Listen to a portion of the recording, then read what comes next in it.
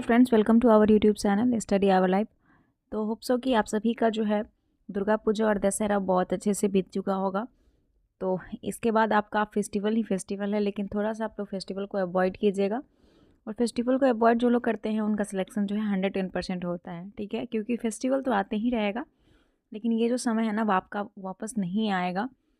तो चलिए थोड़ा सा आगे बढ़ते हैं और आज हम देखने वाले हैं SRS क्लासेस का, यानी कि SDM राहुल सर के क्लासेस का बिहार दरोगा प्रैक्टिस सेट, जो कि टोटल 15 प्रैक्टिस सेट है और इससे हम सेट नंबर 2 तक कंप्लीट कर चुके हैं। आज हमारा होने वाला है सेट नंबर 3। तो चलिए स्टार्ट करते हैं सेट नंबर 3 को। तो सेट नंबर 3 है। 3 नंबर सेट में पहला प्रश्न देखिएगा। पहला प्रश्न क्या है? बिहार में त्रिवेणी नहर से सिंचाई अधिक प्रचलित कहाँ है?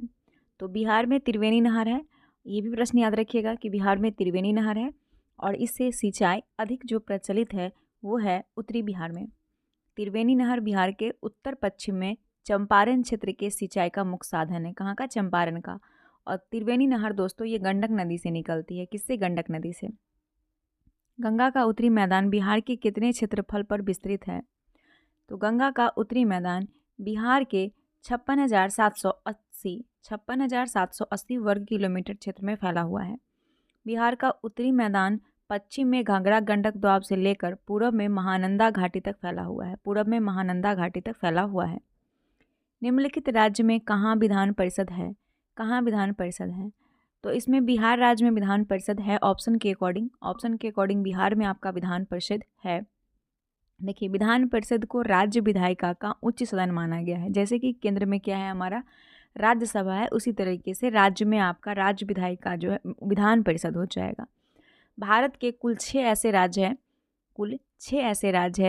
एक मिनट, बिहार के कुल 6 ऐसे राज्य हैं जहाँ पे आपको जो है वो विधान परिषद देखने को मिलता है। 6 राज्य में वो 6 राज्य, एक तो आपका बिहार हो जाएगा, बिहार के अलावा हो जाएगा तेलंगाना हो जाएगा। तीसरा है आपका कर्नाटक। चौथा आपका हो जाएगा आंध्र प्रदेश। और पांचवा हो जाएगा यूपी। और एक हो जाएगा आपका महाराष्ट्र। क्या हो जाएगा? महाराष्ट्र। तो ये 6 राज्य याद रखिएगा। बिहार, कर्नाटक, आंध्र प्रदेश, उत्तर प्रदेश, तेलंगाना और महाराष्ट्र। ये 6 राज्य जहाँ पे विधान परिषद हैं। महाराष्ट्र का पहला सौर पार्क कहाँ बनाया गया है? तो महाराष्ट्र का पहला सौर पार्क बनाया गया है सोलापुर में। कहाँ बनाया गया है? सोलापुर महाराष्ट्र में है। सॉरी, यहाँ पे गलत लिख दी है, महाराष्ट्र में है।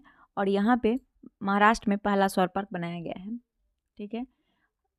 हजूर मल्टी प्रोजेक्ट लिमिटेड द्वारा विकसित है ये हजूर। लंपी वायरस से टीका किस देश ने बनाया है?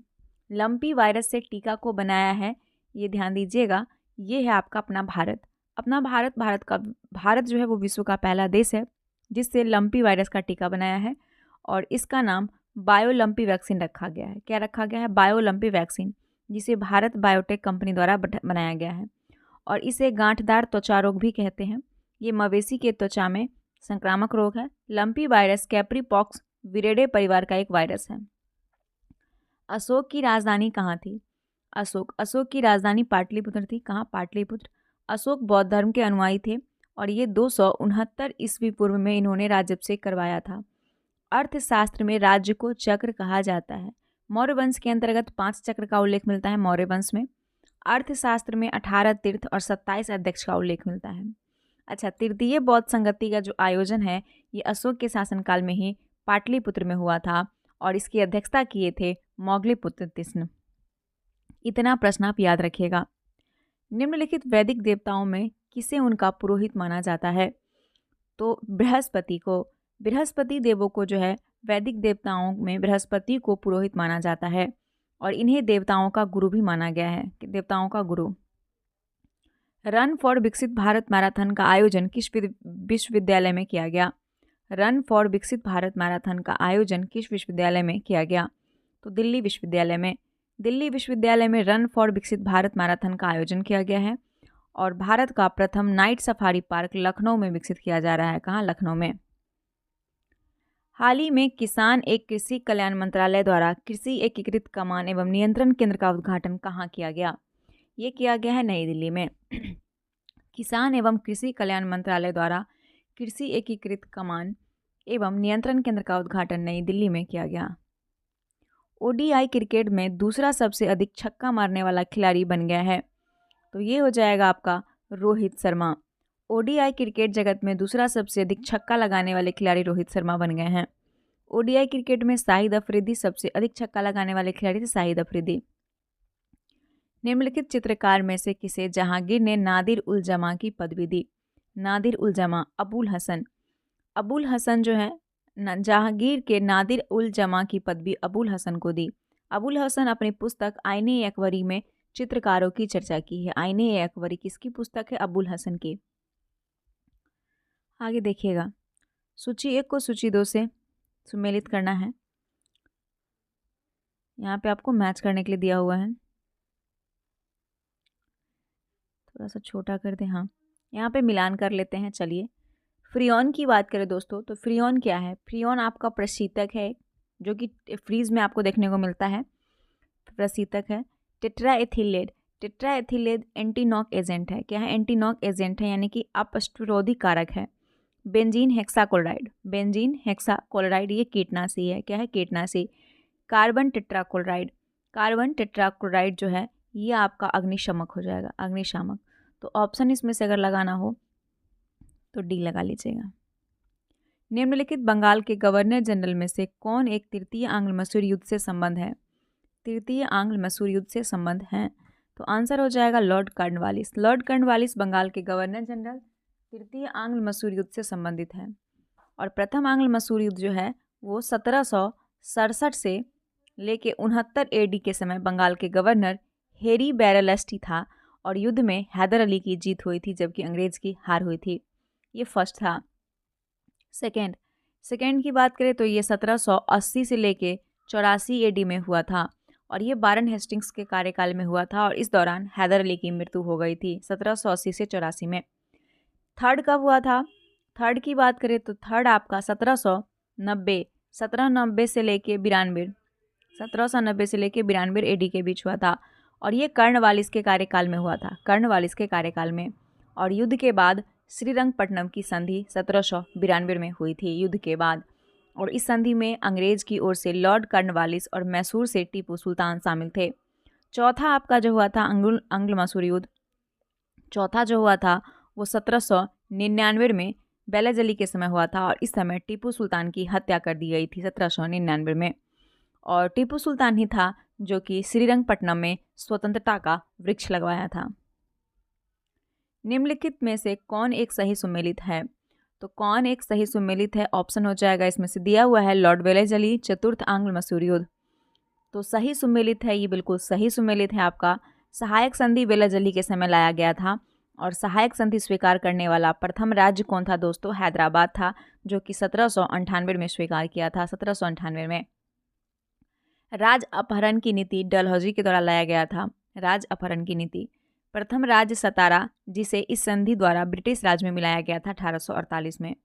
और डलहौजी की बात करें, लॉर्ड डलहौजी का, तो लॉर्ड डलहौजी में इसके समय में शिक्षा में सुधार के लिए वुड डिस्पैच 1854 में आया था, वुड डिस्पैच 1854 में। तो केवल आपका एक यही सही है, बाकी सभी गलत है। रविंद्रनाथ टैगोर ने नाइटहुड की उपाधि किस घटना के विरोध में वापस कर दिया था? तो ये प्रश्न का आंसर बहुत इजी है, इसका आंसर है डी, जालियांवाला बाग हत्याकांड के विरोध में। जालियांवाला बाग हत्याकांड के विरोध में रविंद्रनाथ टैगोर ने अपनी नाइटहुड की उपाधि वापस कर दी थी। भारत का राष्ट्रगान जन गण मन इसके द्वारा लिखी गई थी, किनके द्वारा? रविंद्रनाथ टैगोर के द्वारा। बांग्लादेश का राष्ट्रगान भी रविंद्रनाथ टैगोर ने ही लिखा, अमार सुमार बांग्ला जो है सो। और 1913 में गीतांजलि पुस्तक के लिए इन्हें साहित्य का नोबेल पुरस्कार भी दिया गया था। रविंद्रनाथ टैगोर को जो है रविंद्रनाथ टैगोर ने गांधी जी को महात्मा की उपाधि भी दी थी, इस बात को ध्यान दीजिएगा।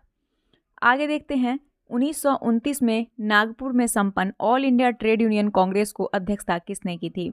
All India Trade Union Congress की अध्यक्षता किया था वो थे आपके Jawaharlal Nehru. Pandit Jawaharlal Nehru All India Trade Union Congress की स्थापना 1929 में किए थे। कहाँ पे? नागपुर में। और 1929 में लाहौर में आयोजित कांग्रेस के अधिवेशन की अध्यक्षता जवाहरलाल नेहरू किए थे।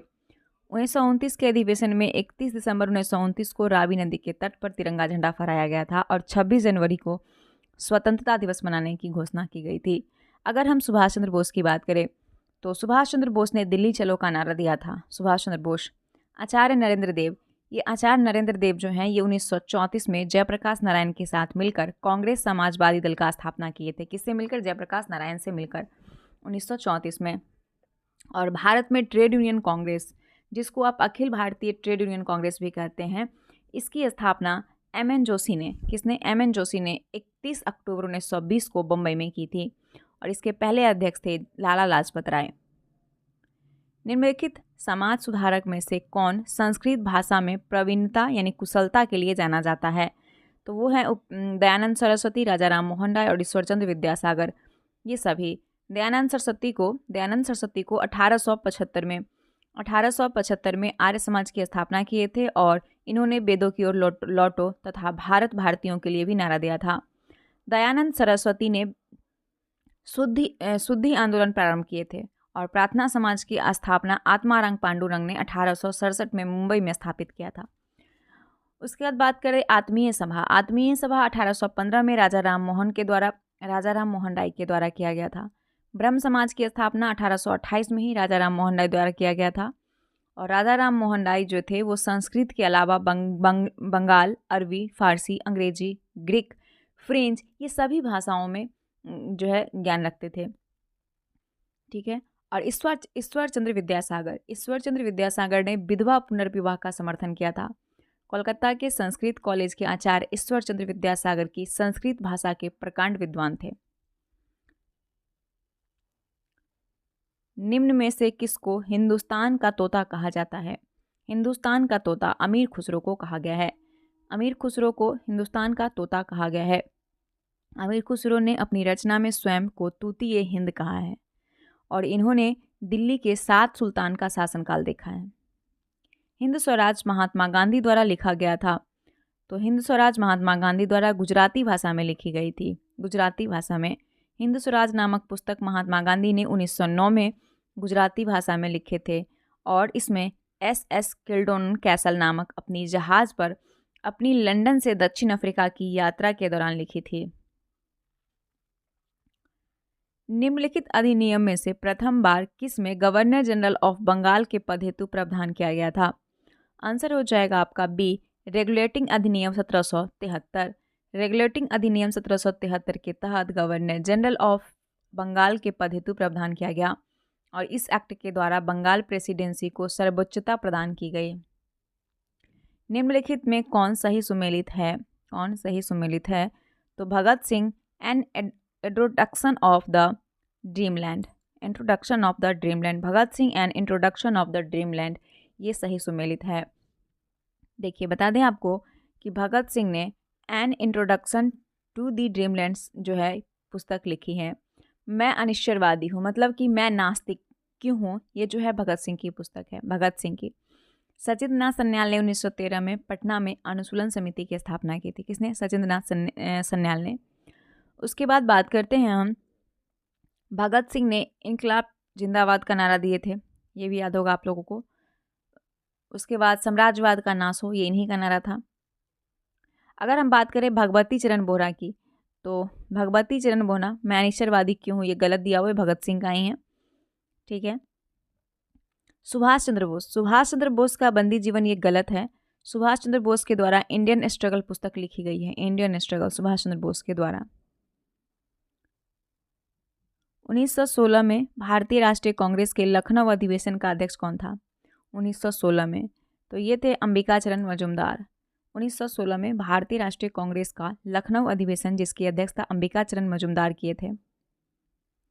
निम्नलिखित राज्यों के निर्माण का सही अवरोही क्रम बताएं। तो राज्य निर्माण का सही अवरोही क्रम, दोस्तों राजस्थान का निर्माण होता है 1949 में, राजस्थान का होता है। नेक्स्ट है महाराष्ट्र का 1960 में होता है। उसके बाद हरियाणा का 1966 में होता है। तो ये क्रम आपका बिल्कुल सही है, क्रम राजस्थान, महाराष्ट्र और हरियाणा। निम्नांकित कथनों में से कौन सही नहीं है? ब्रिटिश काल में भारत विनिर्मित माल का पूर्ति करता था। भारत 1947 तक ब्रिटेन का उपनिषद था। उसके बाद नेक्स्ट है, ब्रिटिश काल में भारत कच्चे माल का आपूर्ति करता था। ब्रिटिश काल में भारतीय अर्थव्यवस्था गतिहीन रही। सभी सही है, एक को छोड़ के, एक गलत है।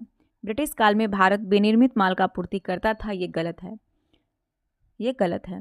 ब्रिटिश काल में भारत विनिर्मित माल का आपूर्ति करता, गलत दिया हुआ है। ब्रिटिश कालीन में भारत विनिर्मित माल का आपूर्ति करता ना होकर कच्चे माल का आपूर्ति करता था। किसका? कच्चे माल का। भूदान आंदोलन का सर्वप्रथम प्रारंभ किस राज्य में हुआ था? भूदान आंदोलन, ये हुआ था आंध्र प्रदेश में। भूदान आंदोलन सबसे पहले आंध्र प्रदेश राज्य में हुआ था।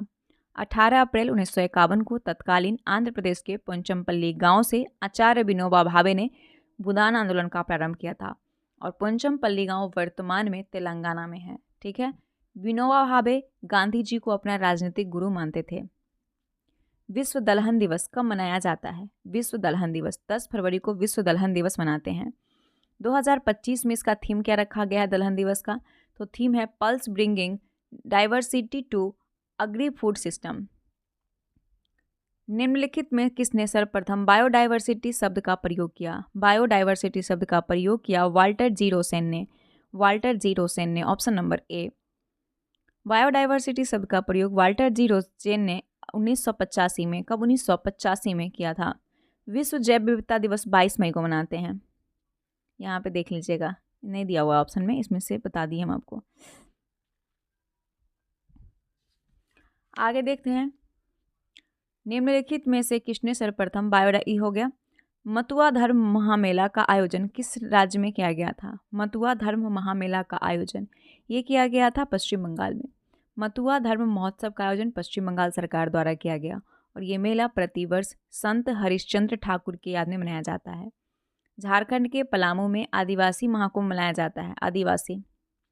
ऑपरेशन डेविल हंट किस देश में चल रही है? तो ये चल रहा है आपका बांग्लादेश में। ऑपरेशन डेविल हंट बांग्लादेश में चलाया जा रहा है। उद्देश्य क्या है? कानून और व्यवस्था को पुनः स्थापित करना। अगस्त 2024 में बांग्लादेश के प्रधानमंत्री शेख हसीना को त्यागपत्र देने के लिए विवश किया गया था और वहां अंतरिम सरकार का प्रधानमंत्री मोहम्मद यूनिस है। आगे आइए, पृथ्वी अपने कक्ष में लगभग 29.78 किलोमीटर प्रति सेकंड की गति से घूमती है। इस तेज गति को हम अनुभव क्यों नहीं कर रहे हैं? तो इस प्रश्न का जो आंसर हो जाएगा, एग्जैक्ट आंसर होगा सी, कि पृथ्वी का जो गुरुत्वाकर्षण है, पृथ्वी का गुरुत्वाकर्षण निरंतर हमें पृथ्वी के केंद्र की ओर खींचता है। Option number C. इसीलिए जो है पृथ्वी के कक्ष में लगभग 29.78 किलोमीटर प्रति सेकंड की गति से घूमती है, क्योंकि पृथ्वी का गुरुत्वाकर्षण निरंतर हमें केंद्र की ओर खींचता है। एक व्यक्ति एक संवेदनशील तराजू पर खड़ा है। यदि वो गहरी सांस अंदर लेता है तो तराजू की रीडिंग क्या होगी? बढ़ेगी या घटेगी? तो तराजू की रीडिंग पर कोई प्रभाव नहीं पड़ेगा। अगर आप सांस भरते हैं या फिर छोड़ते हैं तो तराजू की रीडिंग पे कोई प्रभाव नहीं पड़ेगा। ठीक है। आगे प्रश्न को देखिएगा। एक मकान में दो बल्ब में एक दूसरे से अधिक चमकदार यानी रोशनी दो बल्ब में से किस बल्ब में उच्चतर अवरोध को प्रदर्शित करता है? तो ये प्रश्न हम पिछले सेट में भी किए होंगे। जो लोग पिछला सेट बनाए होंगे इसका आंसर आप करेक्ट दे रहे होंगे। मंद रोशनी वाले बल्ब में जो है, मंद रोशनी वाले बल्ब में आपका उच्चतर प्रतिरोध अवरोध को दर्शाता है। किसी तार का जो प्रतिरोध होता है उनके अनुप्रस्थ काट के क्षेत्रफल के व्युत्क्रमानुपाती होता है और यदि प्रतिरोध का मान अधिक है तो प्रवाहित विद्युत धारा का मान कम होगा और यदि प्रतिरोध का मान न्यून होगा तो विद्युत प्रवाह अधिक होगा। और प्रतिरोध का ऐसा मात्रक क्या होता है? ओम होता है, जिसको हम लोग इस तरीके से इंडिकेट करते हैं। जेट मतलब हवाई यान नीचे से स्ट्रेटोस्फीयर में बड़ी सरलता और आसानी से उड़ता है। इसकी क्या निर्दिष्ट व्याख्या हो सकती है? तो इसकी निर्दिष्ट व्याख्या होगी कि नीचे के स्ट्रेटोस्फीयर में बादल और पानी की वाष्प नहीं होती है। नीचे स्ट्रेटोस्फीयर में लंब रूप यानी कि वर्टिकल हवाएं नहीं होती है। तो ये दोनों आपका करेक्ट आंसर है। नीचे दिए गए स्ट्रेटोस्फीयर में जेट यान की बड़ी सरलता और आसानी से उड़ता है क्योंकि नीचे के स्ट्रेटोस्फीयर में बादल और पानी की वाष्प नहीं होती है और लंब रूपी की हवाएं नहीं होती है। वही समताप मंडल को वायुयान की दृष्टि से आदर्श मंडल कहा गया है, समताप मंडल को। और ये प्रश्न पूछा जाता है। ट्रैफिक सिग्नल में लाल प्रकाश प्रयुक्त होता है क्यों? क्योंकि जो लाल प्रकाश होता है, लाल प्रकाश प्रयुक्त होता है क्योंकि इसकी जो तरंगदैर्घ्य होती है वो सर्वाधिक होती है। इसकी तरंगदैर्घ्य की लंबाई सर्वाधिक होती है इसीलिए, और ये दूर से ही दिखाई पड़ती है। आगे देखिएगा कि किसी टीवी सेट को चलाने के लिए रिमोट नियंत्रण इकाई द्वारा निम्नलिखित में से किसका प्रयोग किया जाता है। तो इसमें प्रयोग किया जाएगा अवरक्त तरंगों का। किसका? अवरक्त तरंगों का।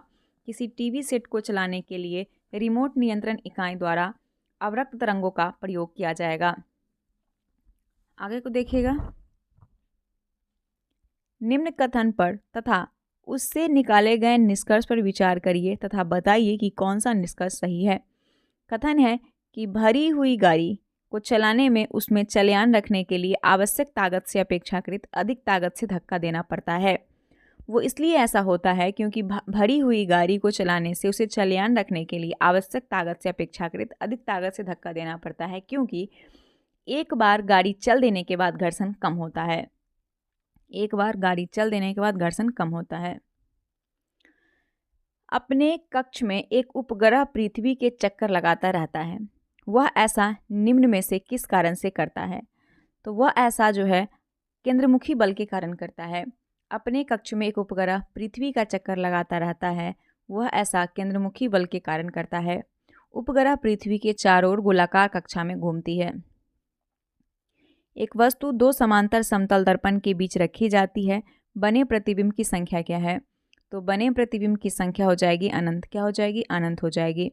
दो समानांतर, ध्यान दीजिएगा कि दो समानांतर समतल दर्पण के बीच यदि कोई वस्तु रख दी जाए तो बनने वाले प्रतिबिंब की संख्या अनंत होगी। सोनार में हम उपयोग करते हैं, तो सोनार में हम जो उपयोग करते हैं वो हो जाएगा आपका पराश्रयत रंगों का। किसका? पराश्रयत रंगों का। सोनार में हम पराश्रयत रंगों का उपयोग करते हैं। 20,000 हर्ट्ज से अधिक आवृत्ति वाले ध्वनि पराश्रयत रंग कहलाती है, इस बात को ध्यान रखिएगा। दूर संचार के लिए प्रयुक्त तरंगे हैं, तो दूर संचार के लिए जो प्रयुक्त तरंग हो जाएगा वो माइक्रोवेव हो जाएगा। माइक्रोवेव हो जाएगा। दूर संचार में सूक्ष्म तरंग तथा रेडियो तरंग का प्रयोग किया जाता है। आयन मंडल जो है वो दूर संचार के लिए उपयुक्त मंडल है, आयन मंडल। हाल ही में चर्चा में रहा EFTA क्या है। EFTA इस टाइप का प्रश्न ध्यान दीजिएगा कि एग्जाम में पूछ लिया जाता है। तो EFTA एक व्यापारिक संगठन है। क्या है? व्यापारिक संगठन। और इसका सदस्य देश जो है वो है भारत, स्विट्जरलैंड, नॉर्वे, आइसलैंड और लिechtenstein। ये इसका सदस्य देश है। कौन कौन? भारत, स्विट्जरलैंड, नॉर्वे, आइसलैंड और लिechtenstein। इसका पूरा फुल फॉर्म क्या है? इसका फुल फॉर्म है European free trade association. European free trade association. सूर्यास्त तथा सूर्योदय के समय सूर्य के लाल रंग होने का कारण क्या है। तो यह है प्रकाश का प्रकीर्णन। सूर्योदय और सूर्यास्त के समय सूर्य लाल प्रकाश के प्रकीर्णन के कारण दिखाई देता है। सूर्योदय से लगभग 2 मिनट पहले, ध्यान दीजिएगा, 2 मिनट पहले और सूर्यास्त के 2 मिनट के बाद सूर्य का दिखलाई देना अपवर्तन के कारण होता है। अपवर्तन का कारण यानी कि 2 मिनट पहले और 2 मिनट बाद सूर्य दिखाई देता है, वो अपवर्तन के कारण। और जब सूर्य उगता है या डूबता है तो उसके प्रकाश को हिम तक पहुंचाने में वायुमंडल के धूल कण आदि कणों से होकर अधिक दूरी तय करनी पड़ती है, जिससे उनका इन कणों से प्रकीर्णन हो जाता है। खारे पानी को शुद्ध पानी में परिवर्तित करने की प्रक्रिया को कहते हैं, तो उसे कहते हैं उत्क्रमण प्रासरण। उत्क्रमण प्रासरण विधि द्वारा खारे पानी को शुद्ध पानी में परिवर्तित किया जाता है और पानी को कीटाणु रहित बनाने के लिए उसमें क्लोरीन की गोली का प्रयोग किया जाता है। किसका? क्लोरीन की गोली का। भोपाल गैस त्रासदी एक मानव त्रासदी थी। इसमें कौन सा रसायन का रिसाव हुआ था। तो मिथाइल आइसोसाइनेट का रिसाव हुआ था। भोपाल गैस त्रासदी एक मानव त्रासदी थी। इसमें मिथाइल आइसोसाइनेट यानी MIC रसायन का रिसाव हुआ था। ये जो त्रासदी है वो 2 से 3 दिसंबर को रात्रि में 1984 में अमेरिकन यूनियन कार्बाइड कंपनी के प्लांट से मिथाइल आइसोसाइनेट के रिसने से हुआ था। निम्नलिखित में कौन सा रसायन कृत्रिम वर्षा में प्रयोग होता है। तो कृत्रिम वर्षा में प्रयोग होगा वो हो जाएगा आपका सिल्वर आयोडाइड। किसका? सिल्वर आयोडाइड का प्रयोग करते हैं। कृत्रिम वर्षा में बादल के जलवाष्प को संघनित कर वर्षा करने के लिए सिल्वर आयोडाइड का छिड़काव सिल्वर आयोडाइड का छिड़काव जो है वो किया जाता है। वनस्पति तेल से वनस्पति घी बनाने में प्रयुक्त गैस कौन सी होगी?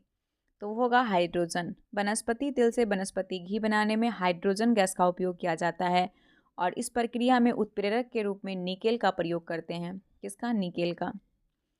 अंगुलियों के निशान की बहुरंगीय सतह पर उभारण करने हेतु निम्न में से क्या प्रयुक्त होता है? तो वो हो जाएगा फ्लोरोसेंट पाउडर।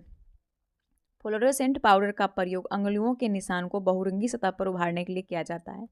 फ्लोरोसेंट पाउडर एक पिगमेंट होता है जो दिन के उजाले में चमकीले रंग में दिखता है। इसमें रेजिन या पॉलीमर मिलाकर बनाया जाता है।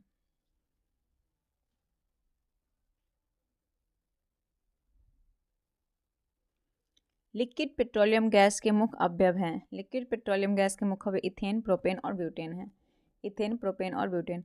और इसका मुख्य अवयव नॉर्मल आइसोब्यूटेन होता है जो तेजी से जलकर ऊष्मा प्रदान करता है। डीपीटी का टीका निम्नलिखित में से किससे सुरक्षा हेतु दिया जाता है? डीपीटी टीका डिप्टेरिया, कुकुर खांसी और टिटनेस से सुरक्षा हेतु दिया जाता है।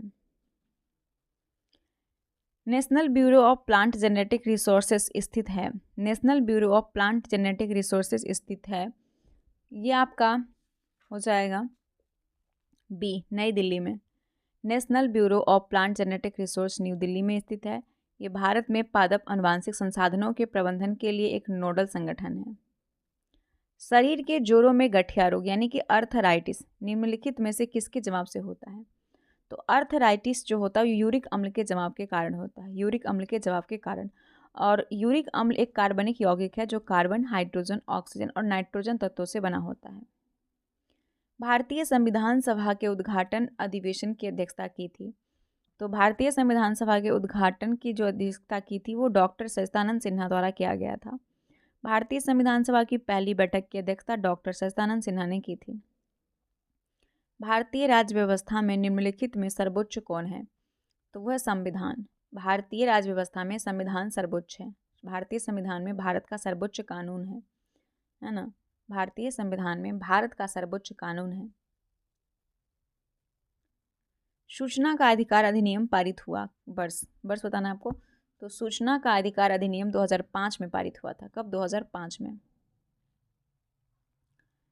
निम्नलिखित में कौन स्वतंत्र भारत के किस राज्य की सर्वप्रथम महिला राज्यपाल बनी?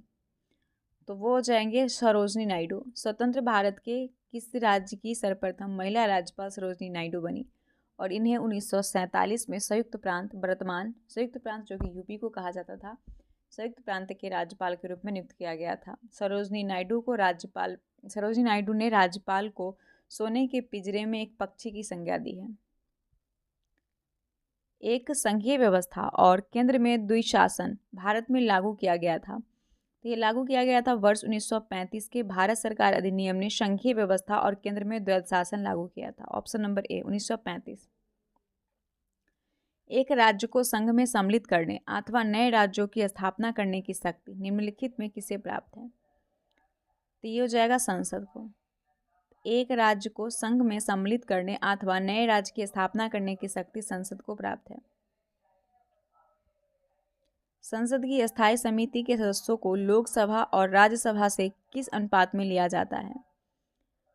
तो ये हो जाएगा क्रमशः 2 और 1 के अनुपात में। अस्थायी समिति के सदस्यों को क्रमशः 2 और 1 के अनुपात में लोकसभा और राज्यसभा से लिया जाता है। संसद समिति 2 प्रकार की होती है, एक अस्थायी होती है और एक तथार्थ समिति होती है। भारत के प्रधानमंत्री के विषय में निम्नलिखित कथन में कौन सही है? तो प्रधानमंत्री मंत्रिपरिषद का वास्तविक नेता है, ये सही है। प्रधानमंत्री मंत्रिपरिषद का वास्तविक नेता होता है। संविधान का अनुच्छेद 75 के अनुसार प्रधानमंत्री की नियुक्ति राष्ट्रपति करते हैं तथा अन्य मंत्रियों की नियुक्ति राष्ट्रपति प्रधानमंत्री की सलाह पर करते हैं।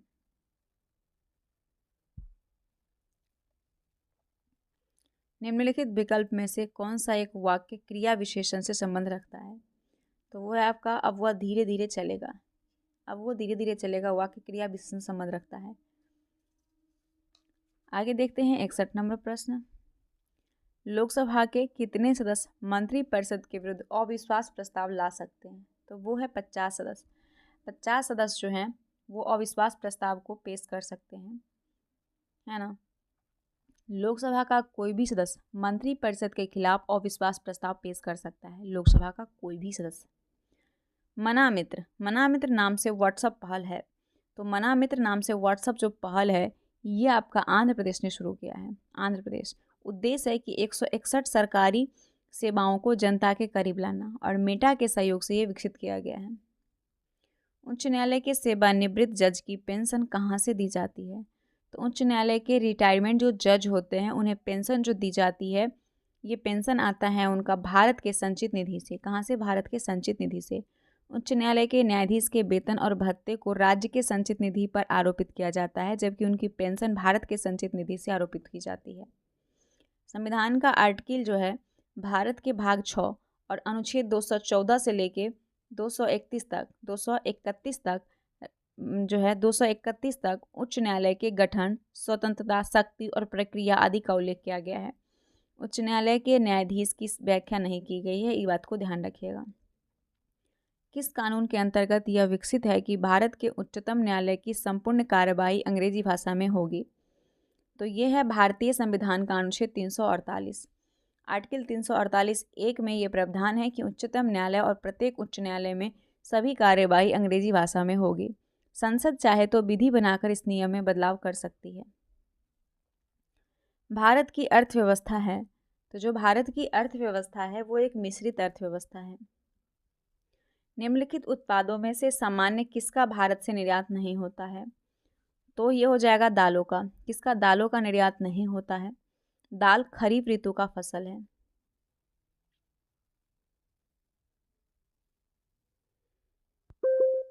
अब 67 नंबर प्रश्न है जो कि आपको मैच करना है। जलकुंडों के नाम दिया हुआ है और अवस्थित जिलों का नाम दिया। कौन से जलकुंड किस जिले में है इसको देखिए। तो जो सूरज कुंड है, सूरज कुंड आपका हजारीबाग में है। कहाँ? हजारीबाग में। तेतुलिया आपका धनबाद में हो जाएगा। ताता पानी कहाँ पे है? लातेहार में है ताता पानी, लातेहार में। और दुआरी आपका चतरा में हो जाएगा, दुआरी चतरा। तो आंसर अगर हम देखेंगे तो यहाँ पे 2, 3, 4, 1 ऑप्शन नंबर ए हो जाएगा। किशन गंगा एक सहायक नदी है। किशन गंगा एक सहायक नदी है झेलम की। किसकी? झेलम नदी की। पाकिस्तान में किशन गंगा नदी को नीलम कहा जाता है। कहाँ? पाकिस्तान में। और किशन गंगा नदी घाटी परियोजना जम्मू और कश्मीर के केंद्र शासित प्रदेश में स्थित है। जारवा जनजाति के लोग कहाँ के निवासी हैं? जारवा जनजाति ये निवास करने वाले हैं अंडमान निकोबार। कहाँ? अंडमान निकोबार। जारवा एक स्वदेशी जनजाति है जो कि अंडमान द्वीप समूह में रहती है और उन्हें विशेष रूप से कमजोर जनजातीय समूह जिसको पीवीटीजी ये प्रश्न पूछा जाता है एग्जाम में, पीवीटीजी के रूप में वर्गीकृत किया गया है। पिछले बार आपको एसआई के एग्जाम में पूछा गया कि पीवीटीजी का संबंध किससे है, तो जनजाति से हो जाता। पंजाब के पूर्व महाराज दिलीप सिंह विश्व में निम्नलिखित में से कौन से कथन सत्य है? पंजाब के पूर्व महाराज दिलीप सिंह के विश्व में निम्नलिखित में कौन से कथन सत्य है? उन्होंने कभी भी सिख धर्म नहीं छोड़ा। गलत है। 23 अक्टूबर 1893 को उनका निधन पेरिस में हुआ। ये सही है, कथन सत्य है। तो ध्यान दीजिएगा कि महाराजा दिलीप सिंह के विषय में कथन सही है कि 23 अक्टूबर 1893 को उनका निधन पेरिस में हुआ था। दलीप सिंह महाराजा रंजीत सिंह के सबसे छोटे पुत्र और पंजाब के अंतिम प्रशासक थे। इन्हें वर्ष 1843 में पंजाब का महाराजा घोषित किया गया था और 1853 में उन्होंने ईसाई धर्म में अपना लिया और 1854 में ब्रिटेन में बस गए थे। कहाँ? ब्रिटेन में। निम्नलिखित युगों में कौन सही सुमेलित नहीं है? इस बात को ध्यान दीजिएगा। गलत है, बद पूछा है। कंचनजंगा सिक्किम में है, बिल्कुल सही है। मानस मेघालय, ये गलत हो जाएगा, ये गलत है। मानस आपका मेघालय में नहीं है। कंचनजंगा हिमालय की एक चोटी और दुनिया की तीसरी सबसे ऊंची चोटी है कंचनजंगा, जो कि कहाँ है? सिक्किम में है।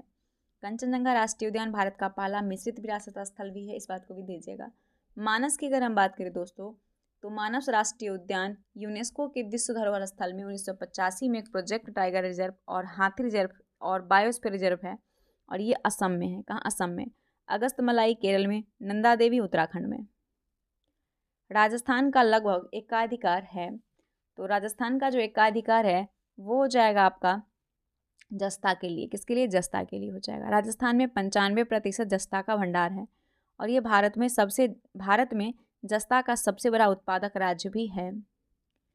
पीएमई ड्राइव योजना के लिए कितनी राशि आवंटित किया गया? पीएमई ड्राइव योजना के लिए, इसके लिए 10,900 करोड़ रुपया जो है आवंटित किया गया है, 10,900। निम्नलिखित में कौन एक भू आवंत देश नहीं है? भू आवंत देश नहीं है तो वो हो जाएगा आपका अजरबैजान। अजरबैजान भू आवंत देश नहीं है। अजरबैजान यूरेशिया के काकेकस के पूर्व भाग में एक गणराज्य है। अजरबैजान एक भूतपूर्व सोवियत गणराज्य राष्ट्र है, कैस्पियन सागर और काकेकस पर्वत से घिरा हुआ, जो एशिया और यूरोप में फैले हुए हैं।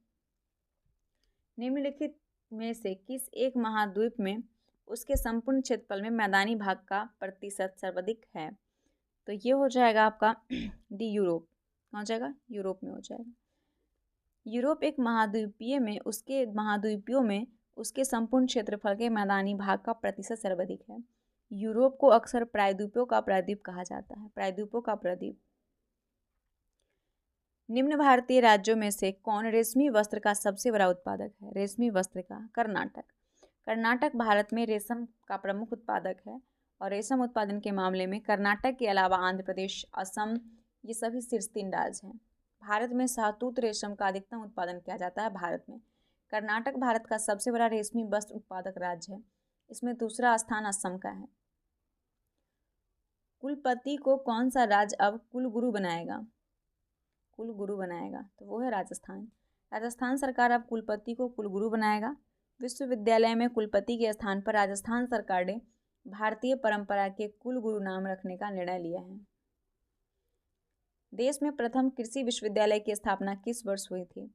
तो देश का प्रथम कृषि विश्वविद्यालय की स्थापना 1960 में की गई थी और ये पतंग नगर उत्तराखंड में स्थापित किया गया।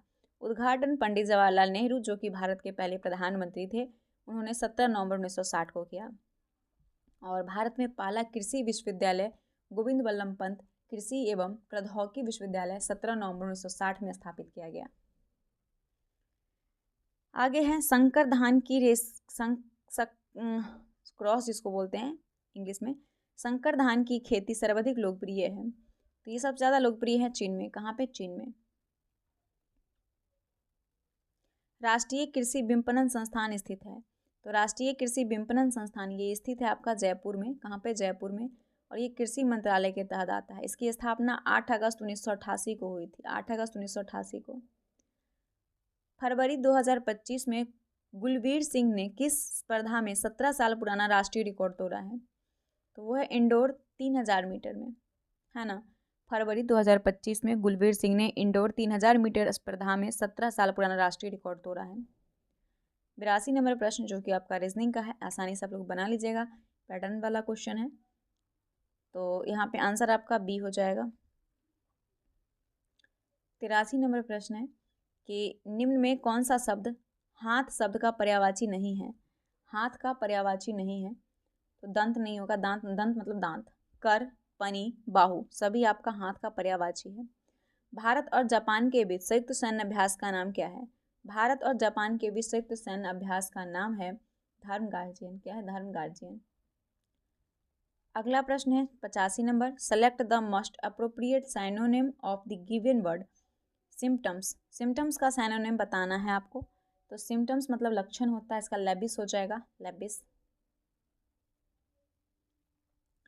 यहाँ पे भी रीजनिंग का प्रश्न है, 86 नंबर बना लीजिएगा, आंसर सी हो जाएगा। 87 का आंसर बी हो जाएगा। 88 नंबर भी मैथ का प्रश्न है, देख लीजिएगा, डी होगा इसका आंसर। 89 में आपका रीजनिंग का प्रश्न है, 89 में इसका आंसर भी डी हो जाएगा। 90 का डी हो जाएगा। 91 का क्या हो जाएगा? 91 का सी। 92 नंबर प्रश्न है और इसका आंसर हो जाएगा 92 नंबर का। किस देश का भारत के साथ द्विपक्षीय व्यापार लगभग 70 अरब डॉलर 2024 में रहा और भारत में अपना निवेश बढ़ाने का सहमति दिया? तो ये हो जाएगा आपका रूस। रूस देश की भारत के साथ द्विपक्षीय व्यापार लगभग 70 अरब डॉलर 2024 में रहा। भारत में अपना निवेश बढ़ाने की सहमति दिया गया। फरवरी 2025 में यूक्रेन संघर्ष पर चर्चा करने के लिए अमेरिका और रूसी अधिकारियों के बीच वार्ता कहाँ हुआ? तो यह सऊदी अरब में। फरवरी 2025 में यूक्रेन संघर्ष पर चर्चा करने के लिए अमेरिका और रूस के अधिकारियों के बीच वार्ता सऊदी अरब में हुआ। 38वें राष्ट्रीय खेल 2025 में पदक तालिका में कौन सी टीम शीर्ष पर रहा है? पदक तालिका में सर्विसेज रहा है शीर्ष पर। पदक तालिका में सर्विसेज। किस देश के वैज्ञानिक दुनिया का सबसे बड़ा घोस्ट पार्टिकल डिटेक्टर ट्राइडेंट बना रहे हैं? तो वो हो जाएंगे आपके चीन। चीन देश के वैज्ञानिक दुनिया का सबसे बड़ा घोस्ट पार्टिकल डिटेक्टर ट्राइडेंट बना रहा है। हाल ही में अमेरिका के राष्ट्रपति डोनाल्ड ट्रंप ने किसे नासा प्रमुख चुना है? नासा का प्रमुख चुना है डोनाल्ड ट्रंप ने, वो हो जाएगा जरेंड इशाकमैन को। जरेंड इशाकमैन को। सैन्य अभ्यास हारिमो शक्ति 2024 किन दो देशों के बीच आयोजित किया गया? तो ये हुआ है भारत और मलेशिया के बीच। भारत और मलेशिया। कौन सा आयोजन मानव इतिहास में किसी भी धार्मिक, सांस्कृतिक या सामाजिक आयोजन के लिए सबसे बड़ी आयोजन को चिन्हित करता है? इसका करेक्ट आंसर हो जाएगा ऑप्शन नंबर सी, प्रयागराज में महाकुंभ। 2024 भ्रष्टाचार धारणा सूचकांक में 180 देशों में भारत की रैंकिंग क्या है? तो 96 है। 2024 भ्रष्टाचार धारणा सूचकांक में 180 देश में भारत की रैंकिंग 96 है। संविधान के किस अनुच्छेद के तहत 13 फरवरी 2025 को मणिपुर में राष्ट्रपति शासन लगाया गया था? तो राष्ट्रपति शासन अनुच्छेद 356 के तहत लगाया गया था मणिपुर में, अनुच्छेद 356 के तहत। तो ये आपका 100 प्रश्न का सीरीज था जो कंप्लीट हो गया है। उम्मीद करेंगे सेट आपको पसंद आ रहा होगा। दोस्तों अगर पसंद आ रहा हो तो वीडियो को लाइक करके, चैनल को जो लोग सब्सक्राइब नहीं किए हैं सब्सक्राइब करके वीडियो को शेयर करेंगे। और PDF के लिए हमारा टेलीग्राम चैनल है स्टडी आवर लाइफ के नाम से, स्टडी आवर लाइफ, जिसमें कि कोई स्पेस नहीं है। आप लोग जाके वहाँ से ले लीजिएगा। PDF हम अपलोड कर देंगे 1 से लेकर 3 तक का। ठीक है, तो होप सो कि आपको वीडियो पसंद आया होगा। चलिए मिलते हैं अगले वीडियो के साथ। तब तक के लिए धन्यवाद। जय हिंद, जय भारत।